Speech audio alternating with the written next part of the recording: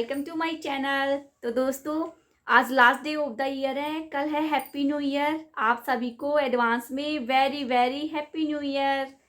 नव वर्ष की बहुत बहुत बहुत बधाई हो। भगवान आपके जीवन में खुशियाँ लेकर आए, ढेर सारी प्यार अपनोपन, अपने लोगों के साथ आप हंसी खुशी नए साल को सेलिब्रेट करें। कहते हैं तड़पना क्या होता है, ये उस इंसान से पूछिए जिसके पास सब कुछ होते हुए भी वो चीज़ नहीं है जिसको वो वास्तव में चाहता है। चलो शुरू करते हैं आज की कहानी। ये कहानी सुधा मूर्ति जी की बुक से ली गई है। उन्होंने अपनी बुक में लिखा है कि एक बार जब वो गरीब बच्चों के लिए स्कूल बना रहे थे तो उड़ीसा के किसी गांव में गए हुए थे। वहाँ पे वो स्कूल की बिल्डिंग देखने के लिए गए हुए थे गांव में कि अचानक से ज़ोरदार बारिश शुरू हो जाती है। चूँकि उनके पास ठहरने का विशेष प्रबंध नहीं था, तो जो उनका ट्रांसलेटर था सुधा जी का, वो उनसे कहता है कि पास की किसी झोंपड़ी में चल के हम रह लेते हैं। तो थोड़ी दूर चलने के बाद उनको एक झोपड़ी दिखाई पड़ती है, वो उसमें जाकर शरण ले लेते हैं। वो झोंपड़ी बाहर से जितनी छोटी लग रही थी, अंदर से उतनी छोटी नहीं थी और बड़ी भी नहीं थी। जो झोपड़ी है वो दो हिस्सों में बटी थी। एक हिस्से को ड्राइंग रूम के जैसा बनाया हुआ था, जो दिन में बैठने का और रात को सोने का काम करे। और जो झोंपड़ी है उसका दूसरा जो हिस्सा था उसमें किचन बनाई हुई थी, जिसमें से किसी बच्चे की रोने की आवाज़ आ रही थी और उसकी माँ उसको लोरी गाकर सुना रही थी। जो सुधा जी का ट्रांसलेटर था वो वहाँ पे ज़्यादा देर रुक नहीं सका। उसने कहा कि मैडम, मैं यहाँ गांव का चक्कर लगा कर आता हूँ। मैंने उनको कहा भी कि गांव का चक्कर इतनी बारिश में क्या करोगे, लेकिन उसने कहा कि नहीं, आप बैठो, सब ओके है, मैं अभी आता हूँ थोड़ी देर में। तो उस झोपड़ी का जो ओनर था, मालिक था, उसने मुझसे कहा कि मैम, आप क्या लेंगी, आपकी आवभगत में हमारे यहाँ पे यही रूल है, अतिथि देवो भव, आप कुछ तो ले लीजिए। उसने कहा कि मैंने बोला नहीं, मैं कुछ नहीं लूँगी, थैंक यू आपका। उसने मुझे फिर कहा कि मछली ले आऊँ, मैंने फिर मना कर दिया। उसने थोड़ी देर बाद फिर कहा कि मैडम दूध ले आऊँ। अब मुझे लगा यार बार बार मना करूँगी तो कुछ ज़्यादा हो जाएगा, तो मैंने दूध के लिए हामी भर दी। अब वो जो ओनर था वो अपनी झोपड़ी के दूसरे हिस्से में चला जाता है जहाँ पे किचन थी। मुझे ज़्यादा उड़िया नहीं आती थी, लेकिन हाँ मुझे संस्कृत आती थी, जिसमें कुछ उड़िया में भी संस्कृत के कुछ वर्ड होते हैं।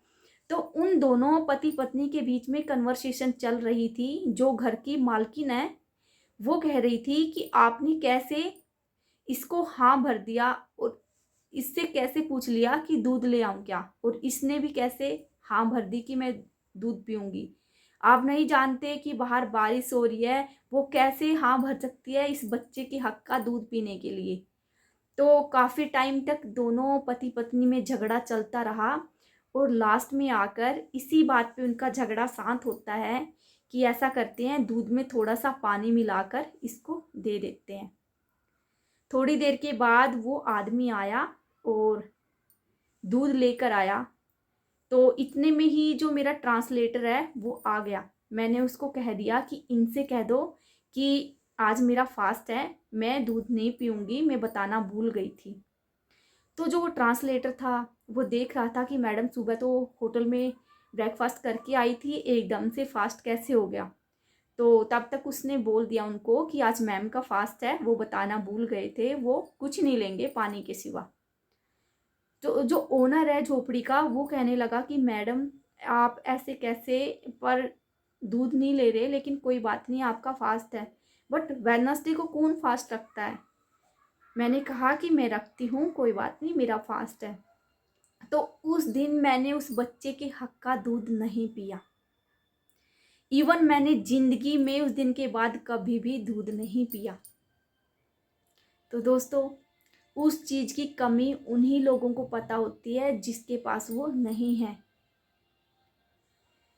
हमारे आसपास भी बहुत सारे ऐसे लोग हैं, जो कुछ लोग कुछ चीज़ें हमारे पास जैसे एक्सेस होती है जिनका हम यूज भी नहीं करते, और वही चीज़ें दूसरे लोगों के पास शॉर्ट होती है, जो वो तड़फते हैं उन चीज़ों को लेने के लिए।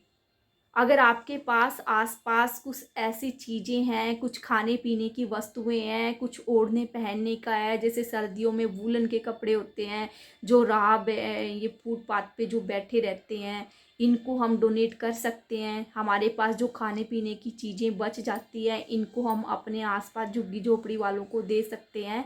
एटलीस्ट हमारा यही प्रयास रहे कि कोई भी भूखा ना रहे।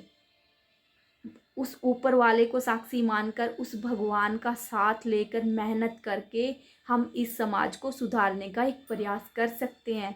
कल नया साल है दोस्तों, तो अपने आप में ये कसम लो, ये प्रण लो कुछ ज़िंदगी में अच्छा करने का। अगर आप कुछ अच्छा कर पाओ, अगर एक कोशिश भी आप कर पाओगे, किसी के काम आ पाओगे, तो ज़िंदगी में आप बहुत कुछ कर पाओगे। भगवान का साथ आपके है, सब कुछ है हमारे पास, लेकिन हम बस और लोगों की मदद कर सकते हैं, और लोगों के लिए हम भगवान बन सकते हैं। तो करिए कुछ ऐसा कि दुनिया करना चाहिए आपके जैसा। तो कल न्यू ईयर है, अपनी अपनी विशेज़ की लिस्ट बना लीजिए, कुछ अच्छे कामों को उसमें ऐड कर लीजिए, ताकि हमें भी कुछ पुण्य की प्राप्ति हो। आई होप आपको मेरी ये कहानी ज़रूर पसंद आई होगी। Again wish you very very happy new year in advance. आपके परिवार को भगवान खुश रखे, सलामत रखे। आप ऐसे ही अपनों के साथ बहुत टाइम तक नए साल को मनाते रहें। आपका दिन शुभ हो। थैंक यू, धन्यवाद। कल फिर मिलते हैं एक नई कहानी के साथ।